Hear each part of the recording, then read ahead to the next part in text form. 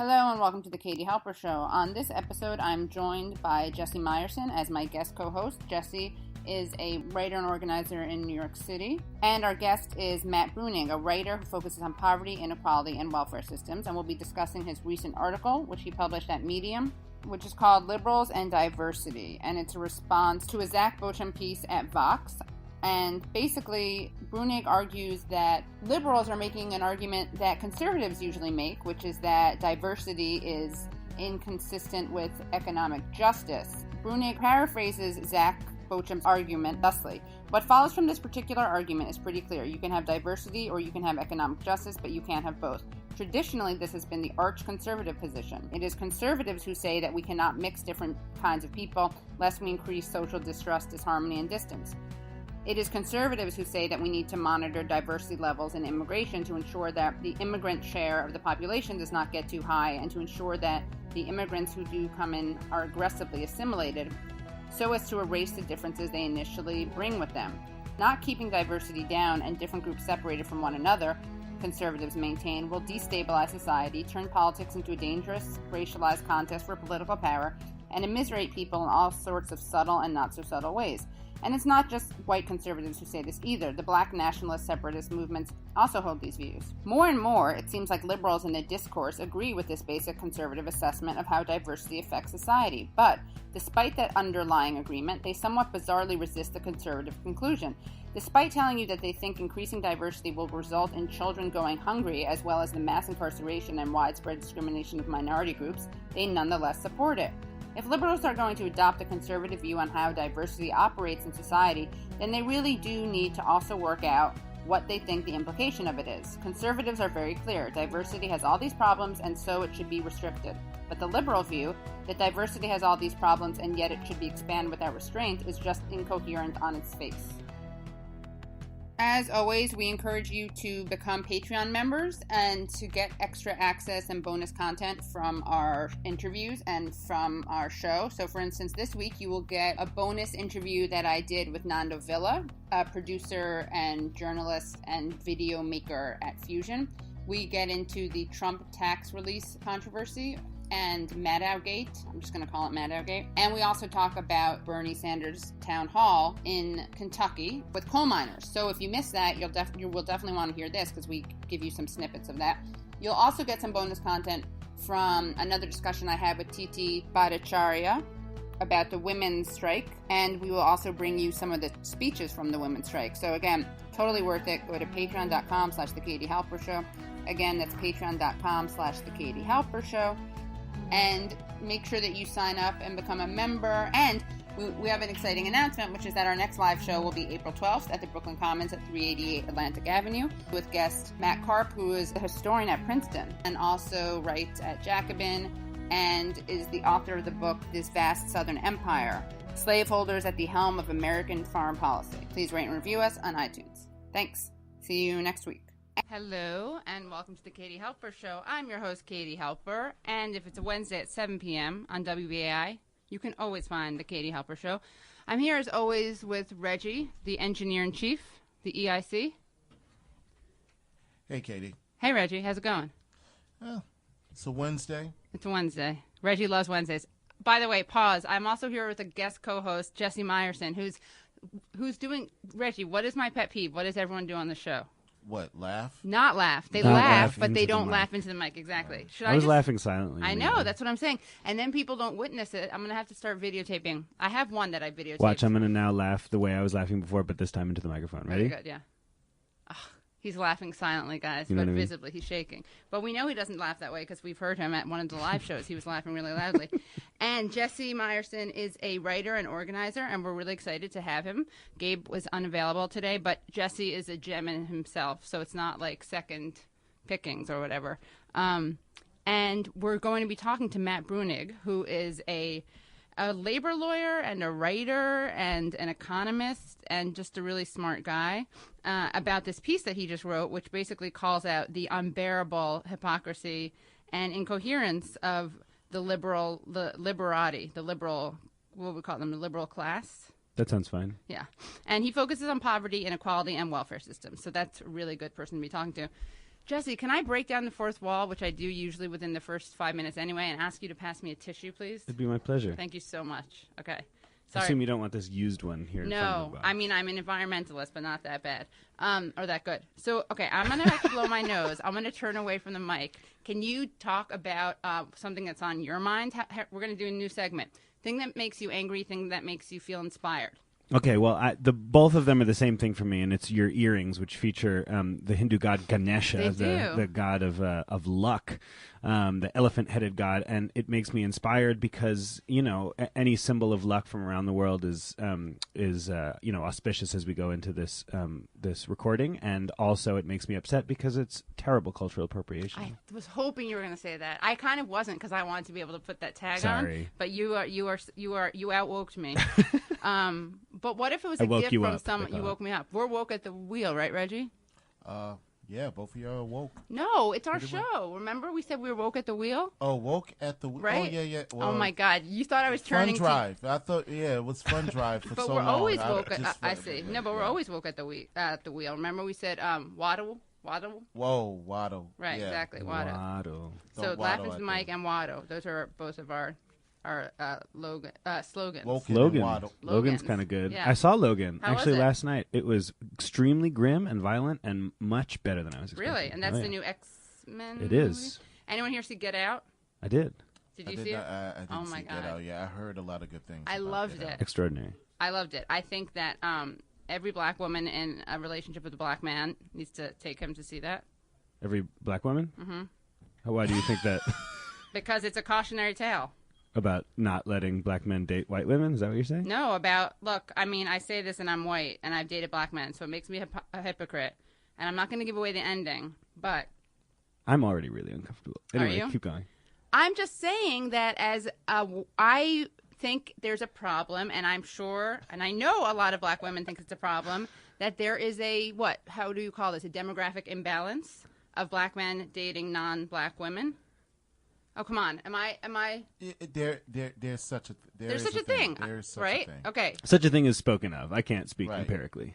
Well, we could look it up. Sure. But I know from online dating stuff, I mean, I don't know this. I don't pretend to be either a male, Asian, or black female. But I know from reading articles about this that, there are certain people who are more or less. It's really terrible. I mean, I'm not condoning this.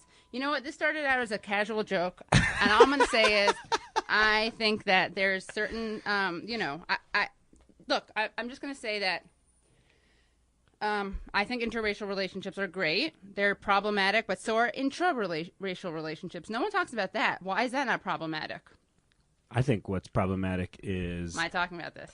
No. Yeah. I mean, I'm not going to say that You're you've enjoying made it. me especially comfortable Right. in this That's moment. what I try but to do. Pushing limits, pushing boundaries. I think conceiving of people as being in different racial categories and that being an important factor of people's relationships is a no-no. Kind of it's people do it. I just Right. it. You don't. So, when you're dating someone, you don't even know what their ethnic I don't even background see is. race. Right. No, I'm kidding. Obviously, ethnic background is an important thing because it informs the culture of the person and their identity and their family and stuff right. like that. Or But if you're a black man, it may inform the way you can walk down the street without being killed. Not to For not instance, to be overly the way that we are put in racial Sure, categories of course. is extremely Yes, problematic. Of course. I'm But not saying that having that be a litmus test for who you should and shouldn't fall in love No, with of is course a it's big not. problem. Of course it's not. I'll get into this another time. I'll have to have a black male or female guest on the show so I can say this stuff and Make them uncomfortable. Well, no, they can they'll put me in line and tell me what I can I and see. can't say. Yeah, I'm in no position. to do No, it's almost like you're colonizing the space. that. It is a I little just bit like that. out-problematized Jesse. Ugh. Okay. Anyway, I'm not going to give it away. I just think it's Reggie's shaking his head. For I the just think viewers it's a at great home. movie. There's nothing wrong. Again, There's nothing wrong He's with in it. Patrick Stewart facepalm gif mode. He is. But you're going to tell me, look, there's not some issue where, look, Sidney Poitier, Cuba Gooding Jr., Right. who else? Wesley Snipes. Are we listing black men who are married to or date white women. Who else? Harry Belafonte. Harry Belafonte. Right. Tiger Woods, although he's, Yeah. O.J. Simpson. Well, Not going to OJ. pretend that that's the case study that we should turn to at all. I'm just saying, there's not. What about the other way around, though? There's some, but Serena Williams. she has a white partner. Yeah. Okay, Yeah. Serena Williams. Right. Let me see. It's It's so hard for us because we're colorblind. I forgot the. Oh man, I'm blanking on the woman. The woman that Exactly. She was in Avatar. Zoe Saldana. Zoe Saldana, right? She is with the white dude. Yes. Got it. Okay. Yes. So there's stuff. In Avatar, even. Maybe that's where it that's started. true too. Oh, yeah. and that's because they were blue. True. They were blue. Well, and they were that all broke blue. That broke it down. Yeah, they were like this. Consciousness. They were like, we're colorblind. Exactly. Well, everybody's blue in this world. Yeah, exactly. Anyway, I know it's uncomfortable to talk about, but I feel like it is a thing. And apparently, from dating site data, the least sought after people are, statistically speaking, are Asian men and African American women. I've read that. So, and that's a problem. There's been studies. Yeah. There's been discussions about that. I mean, I think the thing is that it's part of the larger context of the fact that there has never really been a discussion about the differences and the issues of these things. I mean, this is the covert stuff that we don't talk about that should be out in the surface. I will only note that Jordan Peele, the writer and director is Get married Out, is married to a white woman. Chelsea Peretti. Right. And she's dark hair, light eyes, and thin, as is the actress who plays. I'm just saying it must. The actress Allison Williams, who I learned by googling her after the movie, is the daughter of Brian Williams. You didn't know that? Yeah. I did not know that. She's about 17,000. Katie's like, I am up on all of the newscasters. I didn't in know their that family. until recently, actually, but she's relatively recently. But she's like 1,000 times more charismatic. I mean, that guy is like, I'd rather listen to Rush Limbaugh, I think, than Brian Williams. He knows his way around a joke. I'll tell you that much. I mean, around it, as in avoiding it. Like, goes nowhere near it. When he had to cover Prince's death. I don't know why. Everyone must have been. Now he's doing the Patrick Stewart thing again. Everyone must have been off or sick or something. So he covered Prince's death, and literally all he kept saying was, much like, he knows nothing about him. So he's like, much like another person from Minneapolis who also marched to the beat of his own drum. I'm speaking, of course, of Bob Dylan. Like, that was the only thing he had to say about Prince, was that he's from Minneapolis, and an enigma. Like Bob Dylan. That was his hot take. Again, I'm not going to say that he's perhaps a very knowledgeable music commentator, but when he's been in a position to be funny, like on, say, 30 Rock, that guy can be funny. I'll watch it. We're going to have to revisit this, do a recount, a revote. So, Jesse, you work with the Nurses Union. Indeed. And can you tell us a little bit about what they're up to? And I feel like they've really... they're kind of like Frederick Douglass. They're doing great work. Yeah, recently. tremendous job. Tremendous job. But they actually, what they share is that it's the opposite of Frederick Douglass, I guess. But, just like Frederick Douglass seemed to appear out of nowhere for Trump, the nurses, not out of nowhere, but I feel like I hear about them all the time, and I didn't before. Uh-huh. What is it that brought you guys into the national spotlight? I don't know about as far as the National Nurses Union goes, but as far as our union goes, New York State Nurses Association, it's sort of like the Chicago Teachers Union of the East in the way that a few years ago, or actually around the same time, late 2010, early 2011, for like 50 years it had been run by hospital management. It was barely a union. And this dissident left-wing caucus took over a few years back and brought in all new leadership, including the director, Jill Farillo, who was previously at the California State Nurses Association, and are trying to remake the union in a much more kind of like democratic, egalitarian way. And since then, NYSNA has been sort of anchoring the push for a single-payer bill in New York State, which has passed the Assembly. It's caught up in the Senate because the Senate's a catastrophe, thanks in no small part to our intrepid governor, Mr. Andrew Cuomo, the Honorable, as we're enjoined to call him.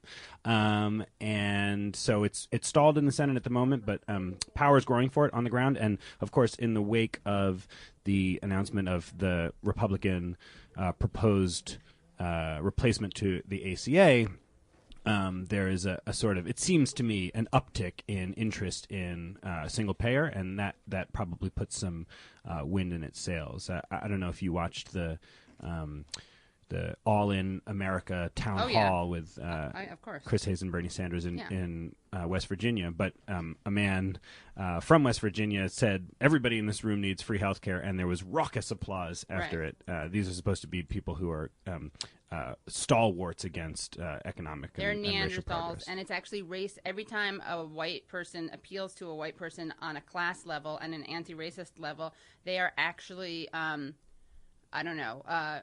like making it impossible for Sheryl Sandberg, another Sheryl Sandberg. Somehow they're racist and sexist. I don't really get it.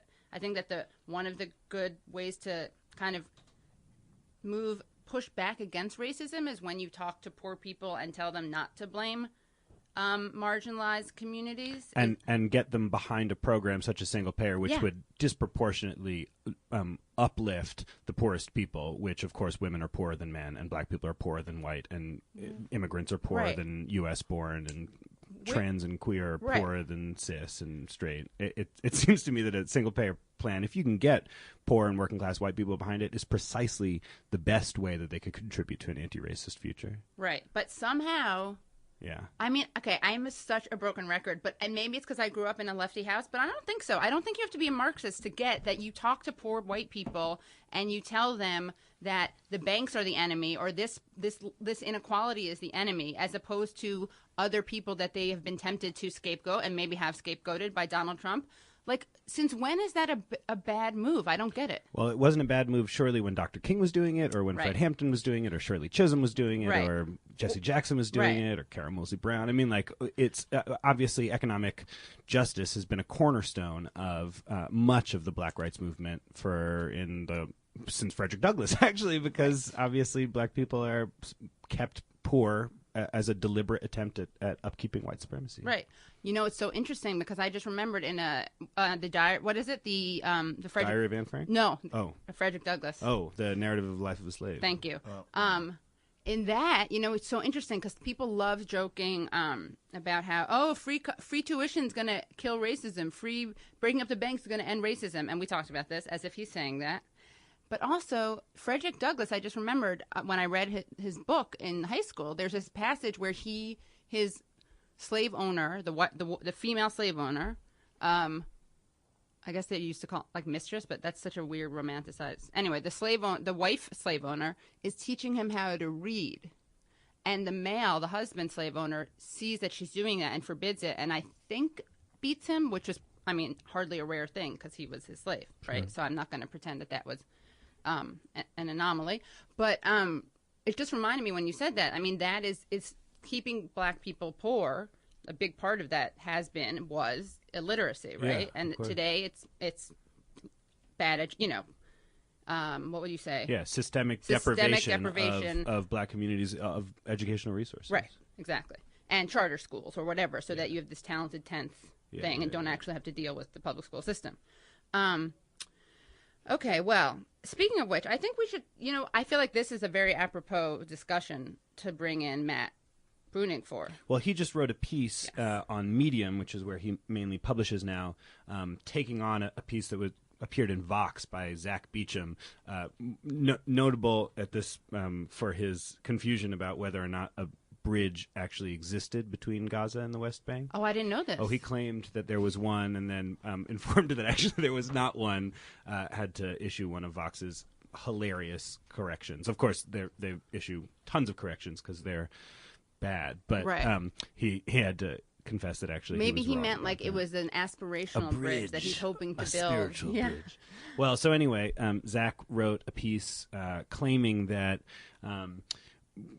similar to what we're talking about, that countries with a drive toward egalitarian economics is not concomitant with a drive toward racial equality or diversity, and that if we were to follow and that actually countries that have more economic equality, like such as Northern European countries, are even more susceptible to the sorts of vitriolic racism that is embodied in this country by Donald Trump and his associates. Though we can say today that Geert Wilders, the Donald Trump of the Netherlands, has been roundly defeated, notwithstanding that country's greater degree of economic equality. Yay! Oh, I should have had my friend Echt call in. He's a Dutchman. I don't even know what that means. Yeah. Do you need another tissue? No. It's my natural Fran Drescher voice. Is Matt here? Yes. Hi, Matt. Here. Hi, Matt. Hi. How are you? Doing well. How are you guys? Good. Splendid. Good to have you on the phone. Yeah. None of that telegramming that we used to do back in the day. Yeah, back in the day when on the radio it just sounded like exactly. And people were like, wow, Matt is so interesting. So engaging, yeah. But Matt, this is the first time we've had you on the show. We're very excited. I'm a big fan of your work. And again, as we said, Matt Bruenig is a writer, and his focuses are poverty, inequality, and welfare systems. So you basically focus on exactly the things that people like to be totally wrong about in the mainstream media, and it's kind of astonishing. Jesse and I were talking about the way that people see the meeting, the town hall that they did with Chris Hayes and Bernie Sanders. You know, people are very critical of that because it was very apparently racist of Bernie Sanders to talk to these people. Although I have to say there was, of course, a black woman on the stage.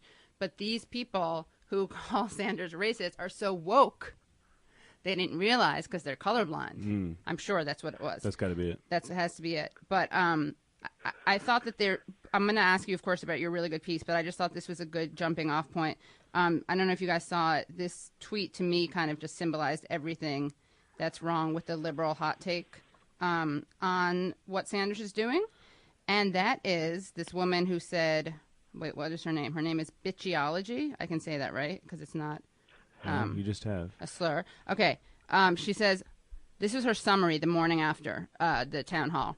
When are white people, quote, when are white people finally going to have their day, end quote, the white West Virginian male asked, quote, soon, end quote, Bernie said, quote, soon, end quote.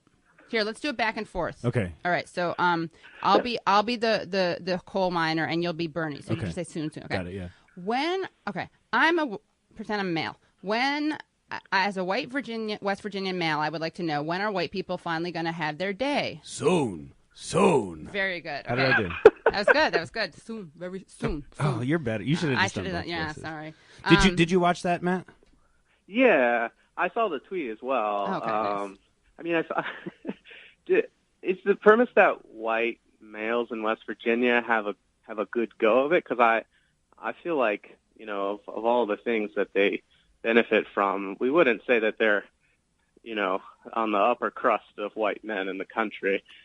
Yeah, they're literally below the crust of the removed mountaintops. Yeah, the mountains at least, right? They're underground. I mean, you kind of can't get a better. They're subaltern. Yes, exactly. Right, exactly. These people should be excited about that because they're pretending to be intersectional, which they're not, obviously. They're intersectional except on race and class. Except on class. So Zach Beecham of Vox wrote a piece that you wrote a takedown of that follows sort of in this premise, which is to say that if you appealed to, say, poor white West Virginians' interest in like getting, quality health care or dignified housing or, livable wages or things like that, that necessarily that sort of thing cuts against a kind of politics that encourages multiculturalism and diversity and harmony between people of different identities. And you wrote a piece kind of taking that on. What was your read on his piece and what he got wrong? Well, his piece was a jumping off point for a trend that I've seen since the election has, ended. I've seen a lot of liberal takes on Twitter and some written pieces that have really taken on this idea or adopted this idea, which I would have associated with conservatives, that, well, a diverse society, racial diversity really cuts against the ability to do good economic policy. And as someone who focuses on welfare systems, that's just sort of like a constant thing that comes up from conservatives who want to oppose Nordic type systems because they say, well, we can't do them here because we're not nearly as homogenous as they are. And the nut of my piece is really just saying, if you've adopted the conservative opinion of what diversity does, if you think diversity really does degrade social trust, increase social distance, make it harder to put in place good economic systems, then what is the upshot of that for you? Right. Because conservatives have a very clear upshot, which is we need to cut down diversity. But you've sort of adopted this conservative view, it seems to me, because you want to punch left without thinking about the full implications of it, which is that, well, I guess we need to reduce diversity, or what do we do? If diversity is causing people to die because they don't have health insurance, there's at least something you have to think about. Well, wouldn't they just say, oh, it's really easy. Diversity and economic justice don't go hand in hand, which is, first of all, a lie. And we'll get into that. And I'll quote your piece because you break that down very nicely.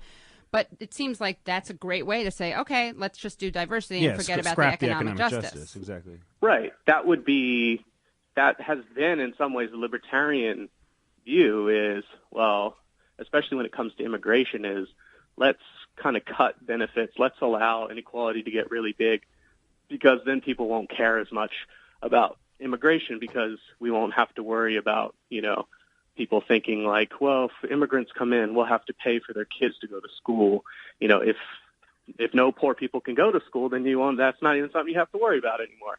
Like that is really where it does tend to go, is just to sacrifice the economic side of things in order to accommodate diversity, so that, the white majority doesn't worry about where their money is going, in quotes. So that tends to be where it goes, and that has been the third way position. It's sort of weird in the primary because of kind of Clinton's cynical campaign about how to beat Bernie. Everything flipped, where the center left somehow became the party that really loved diversity and identity and immigration, that sort of thing, when before that would have been associated with the left. Right. The center left would have been the party being like, oh, we need to be careful on this. We need to not push too hard on gay marriage. We need to not push too hard on, confronting people with racism. We need to be careful on that. And that's where they're slowly talking themselves back into after the election. But I thought it was, to me it seems like it's a way for them to just say, to kind of link economic justice with racism, to make it seem like a privilege thing and something that's antithetical to racial justice. That's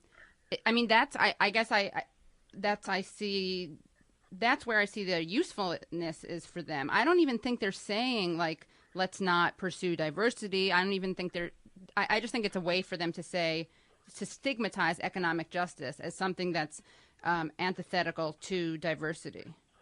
Yeah, I think I think the real upshot, the real motivated part of it is that they're basically saying the left needs to chill out and stop pushing this kind of stuff. Like, that's really what they want you to ultimately conclude, is like Clintonism forever is the only thing we can attempt, right, even though it didn't work. And right, because you end your piece. So can I quote some parts of your piece so listeners get a sense of it? Yep. So this piece, which everyone should read, you can read it on Medium, and it's called Liberals and Diversity. And you say you're responding to a piece at Vox about how diversity is bad for economic justice. You write, normally I would ignore a piece like this, but it's part of a broader trend I've spotted within the liberal think sphere after Trump that is worth discussing. Why liberals might be interested in this story after Trump is pretty obvious. The narrative that has emerged from Trump's win is that nobody could have beaten the stupendous white lash that elected him. Clinton couldn't do it. Bernie couldn't do it. Nobody could do it. This exempts Democrats from any criticism of the party's support of Clinton over Sanders. The problem with blaming the win of Trump on angry whites is that white people did not support Trump in any larger numbers than they usually support Republicans. The white share of the electorate was smaller in 2016 than it was in 2012, and Trump got a smaller share of the white vote than Romney in 2012.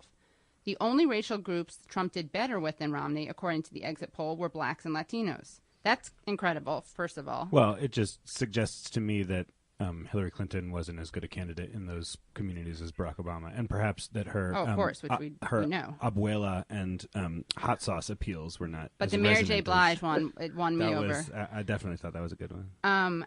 And then you say, then you quote, is it Beauchamp or Beauchamp? I don't know how to say it. Beecham, really? Well, that's what it says in his little bio in Vox. Bio? It's pronounced Beecham. Here's what he says that I find is absolutely not at all supported by the evidence, yet is constantly trotted out as if it's not at all controversial.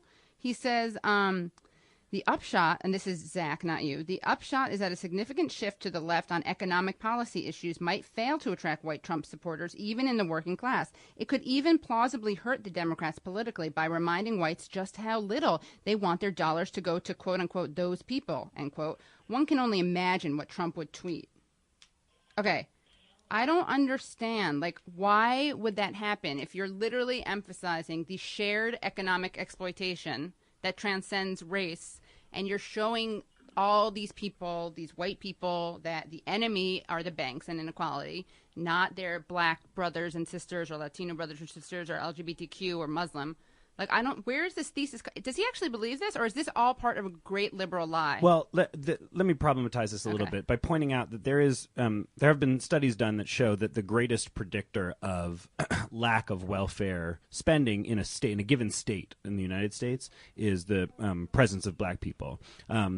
So you notice that, like, where weed is legalized is, like, Colorado and Washington is all white states, and there's a basic income in Alaska, which is all white, and there's a public bank in North Dakota, which is all white. And so it seems like, at least in the states like New York, for instance, white people, which is to say, the way that I want to problematize this is bringing in the class element, which is to say that white people, that suburban kind of petty bourgeois white people who have, a house and a 401k and stuff, that they're very reluctant to spend on public programs because this does have this effect of, like, well, we would be subsidizing lazy black people and, lazy immigrants and stuff like that. So I wonder if Matt, if that kind of that fact, which I know you're aware of, and I know you're aware of the Harvard study that talks about this, if that problematizes your thesis at all, or how you reconcile that with the claim that you're making. Well, the ones that you cited does have a few confounding elements to it. Namely, it's when they're talking about welfare, they're only talking about TANF, so we're not talking about other kinds of programs. TANF is. Yeah. Can you tell? TANF is temporary assistance for needy families. It's like the conventional welfare program for poor mothers with children, replaced aid to families with dependent children after welfare reform. And brought to you by the Clintons. Yes, and the states that have the highest percentage of black people in them are also the poorest states in the country. So there are some reasons why poorer states might, for budgetary reasons, resist, spending more money on that. But putting that aside, I agree generally that there are, like, racial resentments that can come up. There are non-racial resentments that come up. And there was a great piece that Sarah Cliff did at Vox in Kentucky, which is in some of these all-white counties, where they would talk to people and they'd be like, I don't really like Obamacare that much because I make $25,000 a year and I'm on this exchange plan and I have to pay $10,000 a year in deductibles, which basically means I don't have any insurance. But my neighbor, who's a white guy, he's only making $10,000 a year. He gets Medicaid. He gets to go to the doctor. It's awesome. And these are two white people. This is a white person talking about another white person. Right, yeah, it was all white counties that she went to.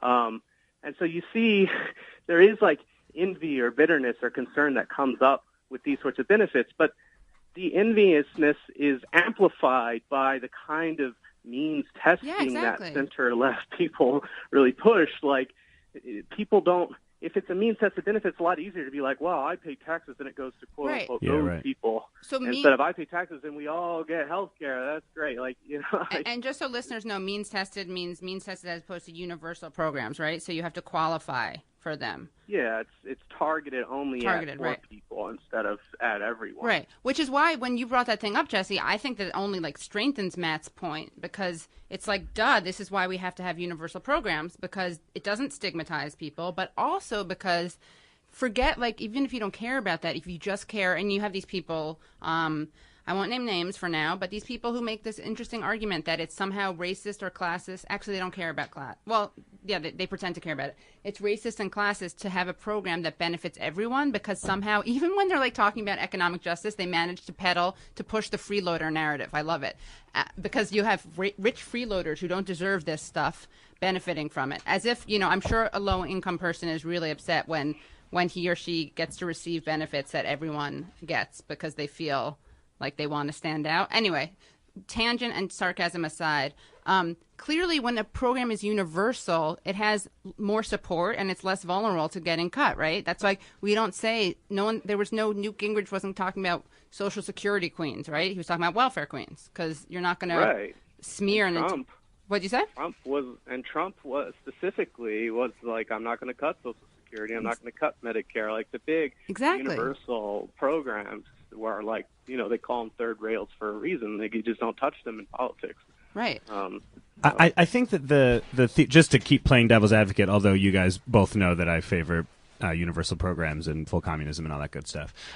But to keep playing devil's advocate for a second, I think that the thesis isn't that single payer once enacted, or maybe it is. I don't know. Zach Beecham went completely off the rails in that piece. But I think that the question around, or like a more reasonable question around this is whether campaigning on those things, whether the politics around that, the political coalition that would be necessary to advance programs like single payer is possible given white racism against other poor people who would be beneficiaries of these programs.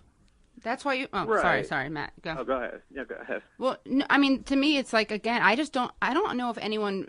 I'm genuinely puzzled, and I would love your insight on this, because you grew up in Texas, right? Yeah. So I was born and raised like very New Yorker-ish. So I definitely have a certain view. I don't see what, how do I say this without sounding like a total elitist? I'm in a bubble, right? But right, yeah. I don't know if from real America. You are, exactly.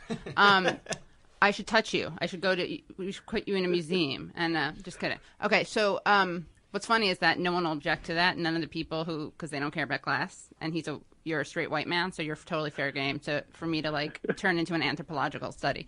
But do these people really believe it? I can never tell, and there's probably both. Like, I can never tell if the argument that like these universal programs are bad because they're unfair, because they will benefit one rich person per however many low-income people, whether they actually think that, whether they're uninformed or lying, or both. And I know you're a very empirical guy, but are you saying, do they think that they're bad as a policy matter, or do they think they're bad as a political? The latter, okay. Right. Do you think there's any truth to the allegation that I've seen in some places that it would be difficult or impossible to bring poor and working class white people into a political coalition to advance these things because of their sort of antipathy toward the other people who would make up that political coalition? And I think the evidence that people would bring to that argument is white working class voters having favored Trump. Yeah, so I think there are frictions that operate, like I said in my piece, where definitely difference does matter and push people a little bit. But what we're really talking about is you're not winning 100% of anyone. You're just pulling some people at the margin. If you can bring 2 or 3% of working class whites on board, game is over. Like, you win. That's all you have to do. And it's not a huge lift. And one of the other things that's been interesting from Vox's post-election that is relevant to this is they've talked a lot about identity priming, and I think that showed up in Democracy for Realists, the book that everyone was talking about, where basically, elections are driven in a lot of ways by how people think about themselves. On what axes do they define themselves? Do they think about themselves according to their race or their religion or their economic status or whatever? And people have all sorts of different identities, and they can be activated in different ways. And so the theory is, well, Trump has helped activate some people, working class whites, along their white identity. And that's why he has been more successful than prior Republicans. But clearly, then the only alternative to that is to reactivate them back into whatever identity they were pulling up before, which in the case of Obama, I think were sort of economic identities, because Obama ran very heavily against, especially Romney, as this like corrupt rich guy who steals all your jobs and closes down your factories or whatever. Right. I guess I just see a total disconnect between the idea, everything that people cite as proof that these programs are not going to work, to me is evidence of the contrary. It's like, look, we have white people, and I'm obviously, this, like you guys both, especially you, Matt, know the data way better than I do. So I'm just doing, sorry, Jesse, no, I'm just doing broad brushstrokes, right? But you have angry white people, some of whom went to Trump, right? Do we, I mean, I know, Matt, you do really important writing on the humanity of poor white people, something that a lot of liberals would contest, I think. But let's say we are total classists, right? And we don't care at all about these people. And we really wouldn't care if they died because they voted against their own interests, right? Like this narrative that we see, like, at Daily Kos about celebrating the workers who are going to die because they voted against whatever, their insurance or mining stuff. If we just want, if I'm a Clintonite and I just want to defeat Republicans, right? It seems so obvious. You have two choices. You have let someone like Donald Trump monopolize angry white people by offering them a very seductive and very distorted narrative that's very simple and very appealing and activates, as you said, their white racial identity and gets them to orients them to hate and resent Muslims and Mexicans, right? So you have that going on. And the answer to that, to me, seems pretty straightforward. You have someone who speaks to these people, says, yeah, I get that you're feeling screwed. You are screwed. I resonate with you. You resonate with me. And guess what? Let's blame the banks, blame structural inequality, and precisely not these people. I mean, I can't believe it. I feel like I'm missing something because that's so obvious to me. It's so obviously the way that you fight against Trump is that way. Yeah, I think that's absolutely right. The only way you're going to get them on board, unless you're going to become Trump somehow, which is not something anyone wants to do, is you have to activate how they feel in a different way and align their interests. And again, like I said, you don't need everyone. You just need a few extra people on board. So, like, if you look through Obama's ads that he ran in the Rust Belt in 2012, there's incredible ads where it's like Bain Capital came in and bought up my factory, and they just looted it and closed it down for no reason, even though the factory was profitable. And there's this one that's like, I think it's called Funeral, and he's like, they had a. Oh, I remember that. What we did is we set up a stage. They didn't tell us what it was for, and then they got on the stage and told us all our jobs are gone and the factory is closing. And so when I was building a stage, it was like I was digging my own grave or whatever. Like, they were like, that's what they sent to white people in the Rust Belt, and that's how he won. What Clinton sent to white people in the Rust Belt was Donald Trump is mean to people with special needs. Right. Donald Trump cussing at children. That was her. It was like she was activating like Maud Flanders. That was like who she was trying to reach. Well, it was. I mean, that was explicitly who they were trying to reach. Yeah, and they did move the needle on that some, but not as much to offset their loss. Yeah, exactly. Yeah. I mean, what's sad is that I think a lot of this also comes down to like messaging as opposed to content, right? Like Obama said that he could have won a third term. I think maybe that's true, and I think a lot of that is because he's way better, just like Bill Clinton is. They're way better at selling stuff than Hillary Clinton. It almost endeared Hillary to me. Like I almost appreciate how bad she is. But even she could have won with a better strategy if she had decided not to go to sacrifice, as Chuck Schumer said, sacrifice the people in Western Pennsylvania in order to gain basically women in the Philadelphia suburbs. If they had just tried even if they had gone for Trump is a zillionaire who's going to take your money and all that kind of stuff. Exactly. I think even so, like Bernie would have won, sure. Any Democrat would have won, and even Clinton would have won. Right. Yeah, that's a good point. Sorry, Matt, what were you saying? Trump is like the monopoly man type billionaire. Right. It's really not difficult to hit him on. You just show pictures of his house, his golden elevators, golden toilet, and talk about how he screwed all the people at his casinos. And it's not really, he's the easiest target imaginable for that kind of campaign. How hamstrung sorry, keep going. No. The only thing I would caution is I think, Clinton didn't view herself as credible on that. Right. Like, that's really why they didn't go for it. Yeah, right, exactly. Like, well, that's what I was going to ask. He's going to bring up my speeches and blah, blah, blah. Right, is how hamstrung was she by her own biography in that regard? Yeah, I think very. I think that affected how they made their decision because they decided that it was too risky to open herself up to, you're an elite yourself. You're a grifter of the political sort as opposed to the, capitalist sort, but it's the same it's all the same people, etc. I want to bring up a different class of person apart from the billionaire class who like, needless to say, politics against them are good. But I want to bring up the professional class, the like petty bourgeoisie, who I think are almost always underspoken of in the media, partly because the media are themselves the petty bourgeoisie. But there's I think Rich Yesselson was making the case after the election that it's all well and good for Sanders to go after the billionaires, but there are a lot of poor people who sort of admire the billionaires and admire Trump and see him as somebody who's made it, where a class resentment that isn't activated very well by the Sanders ilk is the class resentment against the professionals, and that actually Trump was quite good at demonizing the bureaucrats and the media and the sort of that set. I wonder what you, as somebody who came to his politics in a particularly like poor and working class setting in Texas, if that resentment sort of resonates with you in the same way.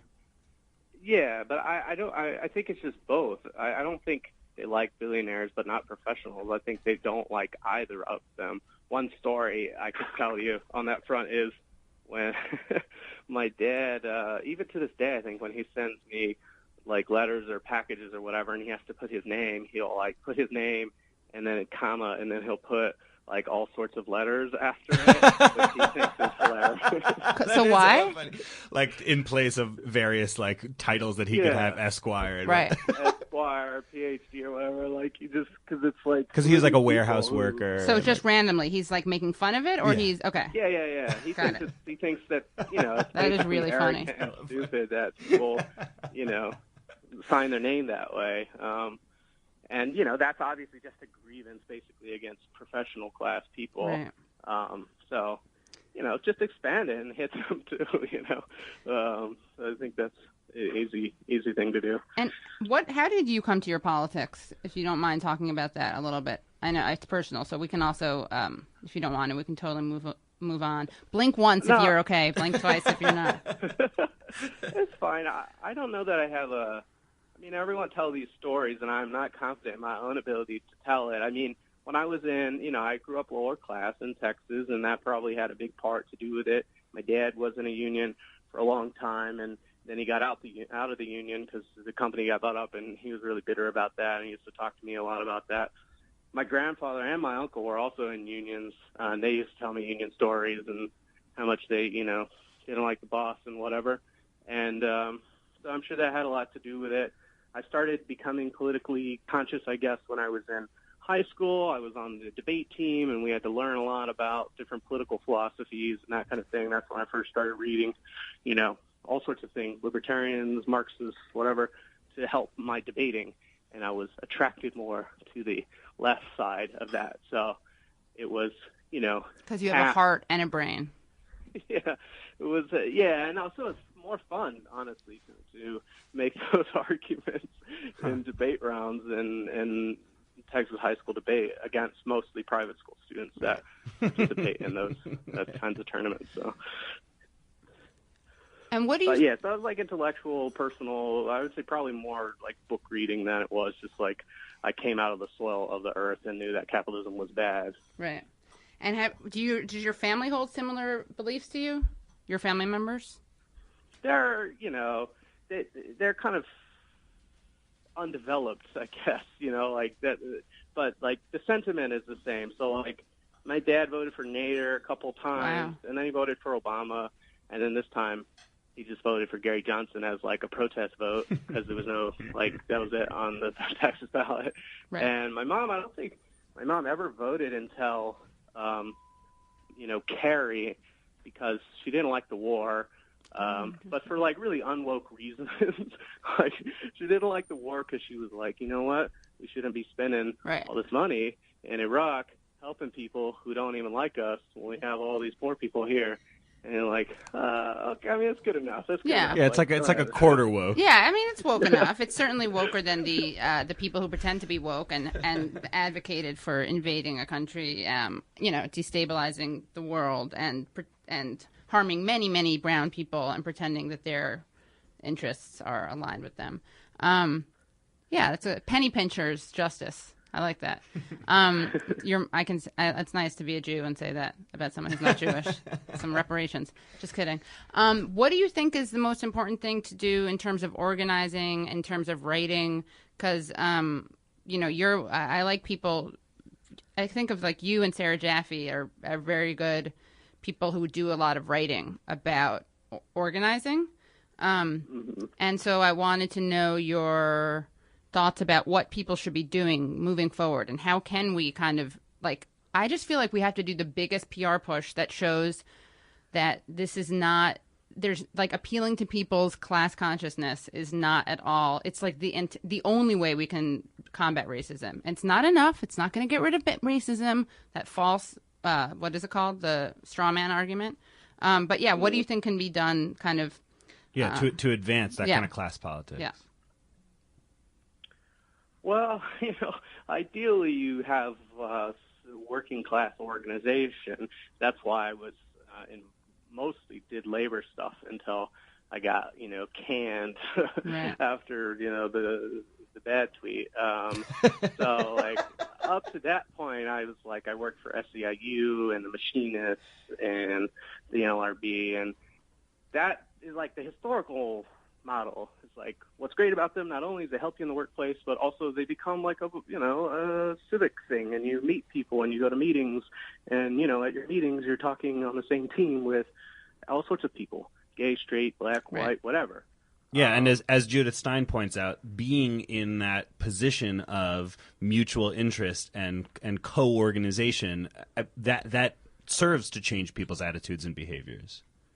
Yeah, I mean, people's politics and attitudes form very socially. That's why one of the best ways to turn someone in favor of gay marriage was to like come out to them if you're a friend of theirs. Mm-hmm. They're like, oh, I like my friends, So, like, that's a big thing. But I don't know how to do that anymore. Really, I don't know that anyone knows how to organize people into unions in the U.S. at this point. So short of that, you just join political organizations and hopefully you can reach out to people.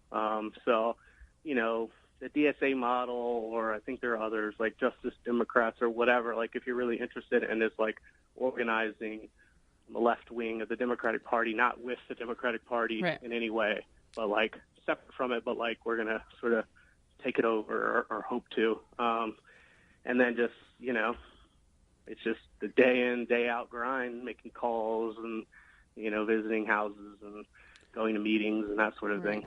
I mean, there seems to be such a purity politics, like you bringing up the idea of same-sex marriage equality, right? And how a way to turn people around on that, so to speak, is by coming out, right? And then people know you. They're like, oh, I like this person. This person is a human being, so I'm looking at it differently, right? That, I mean, the idea I feel like that some Clintonites have and some Dems have, some Libs have, is that, like, those people don't deserve to be reasoned with or spoken to, because if it's not on them to reach out to these people. I'm not here for that. It's not my job to educate you. Like that refrain, which I kind of feel like was the Trump thing, was kind of like, it may be all of our jobs to educate people. I mean, that to me is purity politics. Yeah, there's an element to that position that basically says, look, if you can't recognize that people of color are human beings just like you and deserve to be treated just like you do without being involved in an organization and where you make friends and enter social networks with them, if you need that in order to, like, want to ally with them, then you're messed up. Right. Like, you're just messed up. You shouldn't need that. It's so obvious. Right. And, maybe you're a little more messed up than people who don't, but that's still what people, that's just what it is, right? I mean, I don't know what to tell you. Like, people in the abstract were not coming around on gay marriage until their friends came out as gay and said, hey, I want to be married. Like, it sucks. Maybe they should have, but that's just reality. Right. So the people deal with it, or you can stand outside and cry about it. Yeah. The people who make that argument, under acknowledge the extent to which they themselves have had their politics formed socially. Totally. Like they're just assuming that they are so good inside that by default their politics is one that recognizes the humanity of black people and immigrants and whatever like that, rather than acknowledging that they've come to their politics by being socialized into them themselves. Or you have the really scary white version of the kind of Clarence Thomas thing, right? Where you have someone who is like, look, I grew up in a racist household. I grew up in a racist neighborhood, and I was able to realize that I was being played by this divisive thing, and I didn't need someone to tell me. I pulled myself up by my bootstraps. My ideology, like my politically woke straps, right? I woke myself up with my. But it's like, again, that is exception. Like, sorry, I don't believe in that I neither believe in that in a moral or philosophical level, but it's also not political organizing. Again, I don't care. Look, you can call these people whatever you want to call them, Neanderthals, backwards. I'll disagree with you, but I don't particularly care about that. You should have the wherewithal to realize that the option is like crapping on these people and calling them unwoke and problematic and then not having them vote yes on same-sex marriage. Or, right. I mean, it's just like, it seems like such a privileged position from people who claim to hate privilege. I mean, if you really care about helping the people you care about helping, you'll do what it takes. Exactly. Right. So. We have to finish now because we have another show coming in, but we would love to have you on again. Matt Bruenig, check him out on Medium. And what's your Twitter handle again? Is it just Matt Bruenig? Yeah, that's it. BRUENIG. And also, guys, our next live show is going to be on April 12th. That's Wednesday, April 12th, live taping in front of an audience, 7 p.m. And our guest will be the historian Matt Karp. So make sure you come to that. And Matt, we definitely want to have you on. Matt Bruenig, we want to have you on again. And thank you so much. See you guys next week. Bye.